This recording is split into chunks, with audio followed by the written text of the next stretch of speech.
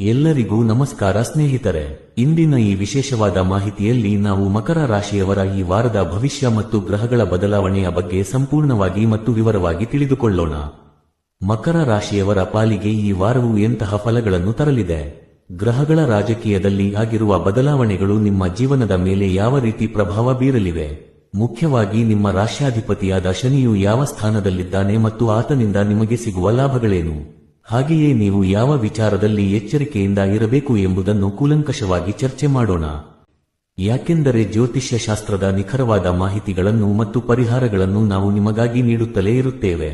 ಹಾಗೆ ಈ ವಿಡಿಯೋಗೆ ಲೈಕ್ ಮಾಡಿ, ವಿಡಿಯೋ ಸ್ಕಿಪ್ ಮಾಡದೆ ಕೊನೆತನಕ ನೋಡಿ. ಎಲ್ಲರೂ ಭಕ್ತಿಯಿಂದ ಓಂ ಶ್ರೀ ದುರ್ಗಾ ದೇವಿಯೇ ನಮಃ ಅಂತ ಕಮೆಂಟ್ ಮಾಡಿ. ಇದರಿಂದ ನಿಮ್ಮ ಕಷ್ಟಗಳೆಲ್ಲವೂ ದೂರವಾಗಲಿ ಎಂದು ಪ್ರಾರ್ಥಿಸೋಣ. ಮಕರ ರಾಶಿಯ ಸಮಸ್ತ ವೀಕ್ಷಕರೇ, ಮೊದಲನೆಯದಾಗಿ ಈ ವಾರ ನಿಮ್ಮ ಪಾಲಿಗೆ ಅತ್ಯಂತ ಮಹತ್ವದ ವಾರವಾಗಿದೆ ಎಂದು ಹೇಳಬಹುದು. ಇದಕ್ಕೆ ಮುಖ್ಯ ಕಾರಣ ನಿಮ್ಮ ರಾಶಿಯ ಒಡೆಯ ಅಥವಾ ರಾಶ್ಯಾಧಿಪತಿಯಾದ ಶನಿ ಮಹಾತ್ಮನ ಸ್ಥಾನ. ಪ್ರಸ್ತುತ ಗೋಚಾರದಲ್ಲಿ ಶನಿಯು ನಿಮ್ಮ ರಾಶಿಯಿಂದ 3ನೇ ಮನೆಯಲ್ಲಿ ಬಂದು ನೆಲೆಸಿದ್ದಾನೆ. ಜ್ಯೋತಿಷ್ಯ ಶಾಸ್ತ್ರದ ಪ್ರಕಾರ 3ನೇ ಮನೆಯು ಪರಾಕ್ರಮದ ಸ್ಥಾನ ಮತ್ತು ಧೈರ್ಯದ ಸ್ಥಾನವಾಗಿದೆ. ಯಾವಾಗ ರಾಶ್ಯಾಧಿಪತಿಯೇ ಬಂದು 3ನೇ ಮನೆಯಲ್ಲಿ ಕೂರುತ್ತಾನೋ ಆ ಜಾತಕರಿಗೆ ಅಪ್ರತಿಮವಾದ ಧೈರ್ಯ ಮತ್ತು ಸಾಹಸ ಪ್ರವೃತ್ತಿ ಬರುತ್ತದೆ. ಇಷ್ಟು ದಿನ ನಿಮ್ಮ ಮನಸ್ಸಿನಲ್ಲಿ ಇದ್ದಂತಹ ಅಂಜಿಕೆಗಳು ಅಥವಾ ಗೊಂದಲಗಳು ದೂರವಾಗಿ ನೀವು ಪ್ರತಿಯೊಂದು ಕೆಲಸವನ್ನು ಬಹಳ ದಿಟ್ಟತನದಿಂದ ಎದುರಿಸುವಂತಹ ಶಕ್ತಿ ನಿಮಗೆ ಬರುತ್ತದೆ. ನಿಮ್ಮ ಆತ್ಮವಿಶ್ವಾಸವು ಮುಗಿಲು ಮುಟ್ಟುವ ಸಮಯ ಇದಾಗಿದೆ. ಇನ್ನು ಇದಕ್ಕಿಂತಲೂ ಸಂತೋಷದ ಸುದ್ದಿ ಏನೆಂದರೆ, ನಿಮ್ಮ ರಾಶಿಯ 11ನೇ ಮನೆಯಲ್ಲಿ ತುಂಬಾ ಗ್ರಹಗಳು ಬಂದು ಸೇರಿಕೊಂಡಿವೆ. 11ನೇ ಮನೆಯನ್ನು ಜ್ಯೋತಿಷ್ಯದಲ್ಲಿ ಲಾಭ ಸ್ಥಾನ ಎಂದು ಕರೆಯುತ್ತೇವೆ. ಈ ಸ್ಥಾನದಲ್ಲಿ ಏಕಕಾಲಕ್ಕೆ ಹಲವಾರು ಗ್ರಹಗಳು ನೆಲೆಸಿರುವುದು ಮಕರ ರಾಶಿಯವರಿಗೆ ಒಂದು ರೀತಿಯ ರಾಜಯೋಗವನ್ನೇ ಸೃಷ್ಟಿ ಮಾಡುತ್ತಿದೆ. ನೀವು ಮುಟ್ಟಿದ್ದೆಲ್ಲ ಚಿನ್ನವಾಗುವ ಕಾಲವಿದು. ಆರ್ಥಿಕವಾಗಿ ನಿಮಗೆ ಎಲ್ಲಿಲ್ಲದ ಅನುಕೂಲಗಳು ಕಂಡುಬರುತ್ತವೆ. ಹಲವು ಮೂಲಗಳಿಂದ ಹಣಕಾಸಿನ ಹರಿವು ನಿಮ್ಮ ಕೈ ಸೇರಲಿದೆ. ದೀರ್ಘಕಾಲದಿಂದ ಬರಬೇಕಾಗಿದ್ದ ಹಣ ಅಥವಾ ಸಾಲವಾಗಿ ಕೊಟ್ಟಿದ್ದ ಹಣವು ಈ ವಾರ ವಾಪಸ್ ಬರುವ ಸಾಧ್ಯತೆಗಳು ದಟ್ಟವಾಗಿವೆ. ಮುಖ್ಯವಾಗಿ ಉದ್ಯೋಗ ಮತ್ತು ವೃತ್ತಿ ಜೀವನದ ಬಗ್ಗೆ ಮಾತನಾಡುವುದಾದರೆ, ದಶಮಾಧಿಪತಿಯ ಅನುಗ್ರಹವು ನಿಮ್ಮ ಮೇಲಿದೆ. 10ನೇ ಮನೆಯು ಕರ್ಮಸ್ಥಾನ ಅಥವಾ ಕೆಲಸದ ಮನೆಯಾಗಿದೆ.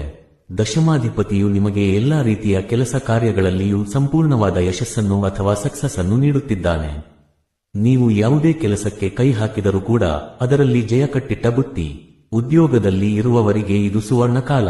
ನಿಮ್ಮ ಮೇಲಧಿಕಾರಿಗಳಿಂದ ಮತ್ತು ಸಹೋದ್ಯೋಗಿಗಳಿಂದ ನಿಮಗೆ ಉತ್ತಮವಾದ ಗೌರವ, ಮರ್ಯಾದೆ ಮತ್ತು ಪ್ರತಿಷ್ಠೆಗಳು ಸಿಗಲಿವೆ. ನಿಮ್ಮ ಕೆಲಸವನ್ನು ಗುರುತಿಸಿ ನಿಮಗೆ ಬಡ್ತಿ ಸಿಗುವಂತಹ ಅಥವಾ ವೇತನ ಹೆಚ್ಚಳವಾಗುವಂತಹ ಯೋಗಗಳು ಗೋಚರಿಸುತ್ತಿವೆ. ವೃತ್ತಿ ಕ್ಷೇತ್ರದಲ್ಲಿ ನೀವು ತೆಗೆದುಕೊಳ್ಳುವ ನಿರ್ಧಾರಗಳು ನಿಮಗೆ ಲಾಭದಾಯಕವಾಗಿ ಪರಿಣಮಿಸಲಿವೆ. ಅಷ್ಟೇ ಅಲ್ಲದೆ, ನೀವು ನಿಮ್ಮ ವೃತ್ತಿ ಕ್ಷೇತ್ರದಲ್ಲಿ ಏನಾದರೂ ಬದಲಾವಣೆಗಳನ್ನು ಮಾಡಿಕೊಳ್ಳಬೇಕು ಎಂದು ಅಂದುಕೊಂಡಿದ್ದೀರಾ? ಹಾಗಿದ್ದರೆ ಅದಕ್ಕೆ ಇದು ಸಕಾಲ. ಕೆಲವೊಮ್ಮೆ ಬದಲಾವಣೆಗಳು ನಮಗೆ ಭಯವನ್ನು ಹುಟ್ಟಿಸಬಹುದು, ಆದರೆ ಈ ವಾರ ನೀವು ಮಾಡಿಕೊಳ್ಳುವ ಬದಲಾವಣೆಯು ನಿಮಗೆ ಮುಂದಿನ ದಿನಗಳಲ್ಲಿ ದೊಡ್ಡ ಮಟ್ಟದ ಲಾಭವನ್ನು ತಂದುಕೊಡಲಿದೆ. ಹಾಗಾಗಿ ಉದ್ಯೋಗ ಬದಲಾವಣೆ ಅಥವಾ ಕೆಲಸದ ರೀತಿಯಲ್ಲಿ ಬದಲಾವಣೆ ಮಾಡಿಕೊಳ್ಳಲು ಹಿಂದೇಟು ಹಾಕಬೇಡಿ. ಇನ್ನು ವಿದ್ಯಾರ್ಥಿ ಬಳಗದವರಿಗೂ ಕೂಡ ಇದು ಶುಭ ಸಮಯವಾಗಿದೆ. ವಿದ್ಯಾಭ್ಯಾಸದಲ್ಲಿ ಏಕಾಗ್ರತೆ ಹೆಚ್ಚಾಗಲಿದೆ ಮತ್ತು ಸ್ಪರ್ಧಾತ್ಮಕ ಪರೀಕ್ಷೆಗಳಲ್ಲಿ ಉತ್ತಮ ಫಲಿತಾಂಶವನ್ನು ನೀವು ನಿರೀಕ್ಷೆ ಮಾಡಬಹುದು. ಆದರೆ ಸ್ನೇಹಿತರೆ, ನಾಣ್ಯಕ್ಕೆ 2 ಮುಖ ಇರುವಂತೆ ಈ ವಾರ ಮಕರ ರಾಶಿಯವರು ಕೆಲವೊಂದು ವಿಚಾರಗಳಲ್ಲಿ ಬಹಳ ಎಚ್ಚರಿಕೆಯಿಂದ ಹೆಜ್ಜೆ ಇಡಬೇಕಾಗಿದೆ.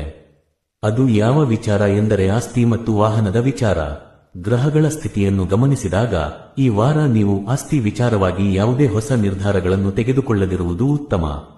ಅಂದರೆ ನೀವು ಹೊಸದಾಗಿ ಒಂದು ಮನೆಯನ್ನು ಕೊಂಡುಕೊಳ್ಳಬೇಕು, ಅಥವಾ ಒಂದು ನಿವೇಶನವನ್ನು ಖರೀದಿ ಮಾಡಬೇಕು, ಅಥವಾ ಹೊಸ ವಾಹನವನ್ನು ಮನೆಗೆ ತರಬೇಕು ಎಂದು ಯೋಜನೆಯನ್ನು ಹಾಕಿಕೊಂಡಿದ್ದರೆ ದಯವಿಟ್ಟು ಈ ವಾರ ಆ ಯೋಜನೆಯನ್ನು ಮುಂದೂಡಿ. ಈಗ ನೀವು ಆಸ್ತಿ ಖರೀದಿಸಲು ಹೋದರೆ ಅದರಲ್ಲಿ ತೊಡಕುಗಳು ಉಂಟಾಗುವ ಸಾಧ್ಯತೆ ಇದೆ ಅಥವಾ ನಿಮಗೆ ಇಷ್ಟವಿಲ್ಲದ ಜಾಗವನ್ನು ಹೆಚ್ಚು ಬೆಲೆ ಕೊಟ್ಟು ಕೊಂಡುಕೊಳ್ಳುವ ಸನ್ನಿವೇಶ ಎದುರಾಗಬಹುದು. ಹಾಗಾಗಿ ಆಸ್ತಿ ಖರೀದಿಯ ವಿಚಾರದಲ್ಲಿ ಯಾವುದೇ ತೀರ್ಮಾನ ಬೇಡ. ಆದರೆ ಇಲ್ಲೊಂದು ವಿಶೇಷವಿದೆ. ಅದೇನೆಂದರೆ, ನೀವು ಏನಾದರೂ ನಿಮ್ಮ ಬಳಿ ಇರುವ ಪ್ರಾಪರ್ಟಿಯನ್ನು ಅಥವಾ ಆಸ್ತಿಯನ್ನು ಮಾರಾಟ ಮಾಡಲು ಇಟ್ಟಿದ್ದೀರಾ? ಹಾಗಿದ್ದರೆ ಅದಕ್ಕೆ ಇದು ಅತ್ಯಂತ ಪ್ರಶಸ್ತವಾದ ಸಮಯ. ನೀವು ಮಾರಾಟ ಮಾಡಲು ಇಟ್ಟಿರುವ ಆಸ್ತಿಗೆ ಈ ವಾರ ಬಹಳ ದೊಡ್ಡ ಮಟ್ಟದ ಬೇಡಿಕೆ ಬರುತ್ತದೆ ಮತ್ತು ನೀವು ಅಂದುಕೊಂಡಿದ್ದಕ್ಕಿಂತಲೂ ಅತಿ ಹೆಚ್ಚಿನ ಬೆಲೆಗೆ ಅಥವಾ ಒಳ್ಳೆ ಬೆಲೆಗೆ ಅದು ಮಾರಾಟವಾಗುತ್ತದೆ. ಆಸ್ತಿ ಮಾರಾಟದಿಂದ ನಿಮಗೆ ಧನ ಲಾಭವಾಗುವ ಯೋಗವಿದೆ. ಆದರೆ ಖರೀದಿಸಲು ಮಾತ್ರ ಹೋಗಬೇಡಿ, ಮಾರಾಟ ಮಾಡಲು ಇದು ಸೂಕ್ತ ಸಮಯ. ಮತ್ತೊಂದು ಅತಿ ಮುಖ್ಯವಾದ ಎಚ್ಚರಿಕೆ ಏನೆಂದರೆ ನಿಮ್ಮ ಮಾತಿನ ಮೇಲೆ ಹಿಡಿತ. ನಿಮ್ಮ ರಾಶಿಯ ವಾಕ್ ಸ್ಥಾನದಲ್ಲಿ ಎಂದರೆ 2ನೇ ಮನೆಯಲ್ಲಿ ರಾಹು ಗ್ರಹನು ಸಂಚಾರ ಮಾಡುತ್ತಿದ್ದಾನೆ. ರಾಹು ಒಂದು ಛಾಯಾಗ್ರಹ ಮತ್ತು ಮಾಯಾವಿ. ವಾಕ್ ಸ್ಥಾನದಲ್ಲಿ ರಾಹು ಇದ್ದಾಗ ಮನುಷ್ಯನ ಮಾತುಗಳು ಹಳಿ ತಪ್ಪುವ ಸಾಧ್ಯತೆ ಇರುತ್ತದೆ. ಆದ್ದರಿಂದ ಈ ವಾರ ನೀವು ಆದಷ್ಟು ಮೌನವಾಗಿರುವುದು ಅಥವಾ ಕಡಿಮೆ ಮಾತನಾಡುವುದು ತುಂಬಾ ಒಳ್ಳೆಯದು. ನೀವು ತುಂಬಾ ಮಾತನಾಡಲು ಹೋಗಬೇಡಿ, ಏಕೆಂದರೆ ನೀವು ಒಳ್ಳೆಯ ಉದ್ದೇಶದಿಂದಲೇ ಮಾತನಾಡಿದರೂ ಕೂಡ ಕೇಳುವವರಿಗೆ ಅದು ಬೇರೆ ರೀತಿಯಲ್ಲಿ ಕೇಳಿಸುತ್ತದೆ. ನಿಮ್ಮ ಮಾತುಗಳು ಅಪಾರ್ಥವಾಗುವ ಸಾಧ್ಯತೆಗಳೇ ಹೆಚ್ಚಾಗಿವೆ. ಕುಟುಂಬದಲ್ಲಿ ಆಗಲಿ ಅಥವಾ ಸ್ನೇಹಿತರ ಬಳಿ ಆಗಲಿ ಅನಗತ್ಯವಾದ ವಾದ ವಿವಾದಗಳಿಗೆ ಇಳಿಯಬೇಡಿ. ಬಾಯಿ ತಪ್ಪಿ ಆಡುವ ಒಂದು ಮಾತು ನಿಮ್ಮ ಸಂಬಂಧಗಳಲ್ಲಿ ಬಿರುಕು ಮೂಡಿಸಬಹುದು. ಆದ್ದರಿಂದ ತಾಳ್ಮೆಯಿಂದ ವರ್ತಿಸಿ. ಈ ಎಲ್ಲಾ ಸಮಸ್ಯೆಗಳಿಂದ ಪಾರಾಗಲು ಮತ್ತು ಗ್ರಹಗಳ ಅನುಗ್ರಹವನ್ನು ಪಡೆಯಲು ಮಕರ ರಾಶಿಯವರು ಮಾಡಬೇಕಾದ ಸರಳ ಪರಿಹಾರಗಳೇನು ಎಂದು ನೋಡುವುದಾದರೆ, ನೀವು ಪ್ರತಿದಿನ ತಪ್ಪದೆ ದುರ್ಗಾ ಅಷ್ಟೋತ್ತರವನ್ನು ಪಠಿಸಬೇಕು ಅಥವಾ ಕೇಳಿಸಿಕೊಳ್ಳಬೇಕು. ದುರ್ಗಾ ದೇವಿಯು ರಾಹುವಿನ ದೋಷವನ್ನು ನಿವಾರಣೆ ಮಾಡುತ್ತಾಳೆ ಮತ್ತು ಶತ್ರುಗಳ ಬಾಧೆಯನ್ನು ತಡೆಯುತ್ತಾಳೆ. ಹಾಗೆಯೇ ವಾರದಲ್ಲಿ ಒಂದು ದಿನ ಅಂದರೆ ಗುರುವಾರದ ದಿನದಂದು ನೀವು ಕಡಲೆಬೇಳೆಯನ್ನು ದಾನವಾಗಿ ನೀಡಬೇಕು. ದೇವಸ್ಥಾನದ ಅರ್ಚಕರಿಗೆ ಆಗಲಿ ಅಥವಾ ಬಡವರಿಗೆ ಆಗಲಿ ನಿಮ್ಮ ಶಕ್ತಾನುಸಾರ ಕಡಲೆಬೇಳೆಯನ್ನು ದಾನ ಮಾಡುವುದರಿಂದ ಗುರು ಬಲ ಹೆಚ್ಚಾಗುತ್ತದೆ ಮತ್ತು ನಿಮ್ಮ ಜೀವನದಲ್ಲಿ ಬರುವಂತಹ ಅಡೆತಡೆಗಳು ನಿವಾರಣೆಯಾಗುತ್ತವೆ. ಒಟ್ಟಾರೆಯಾಗಿ ಹೇಳುವುದಾದರೆ ಮಕರ ರಾಶಿಯವರೇ, ಆಸ್ತಿ ಖರೀದಿಸುವುದು ಮತ್ತು ಮಾತಿನ ಮೇಲೆ ಹಿಡಿತ ಇವೆರಡನ್ನು ಬಿಟ್ಟರೆ ಉಳಿದೆಲ್ಲ ವಿಚಾರದಲ್ಲೂ ಈ ವಾರ ನಿಮಗೆ ರಾಜಯೋಗವಿದೆ. ಉದ್ಯೋಗದಲ್ಲಿ ಬಡ್ತಿ, ವ್ಯವಹಾರದಲ್ಲಿ ಲಾಭ ಮತ್ತು ಸಮಾಜದಲ್ಲಿ ಗೌರವ ನಿಮಗೆ ಸಿಗಲಿದೆ. ಸಿಕ್ಕಿರುವ ಅವಕಾಶಗಳನ್ನು ಸದುಪಯೋಗ ಪಡಿಸಿಕೊಳ್ಳಿ.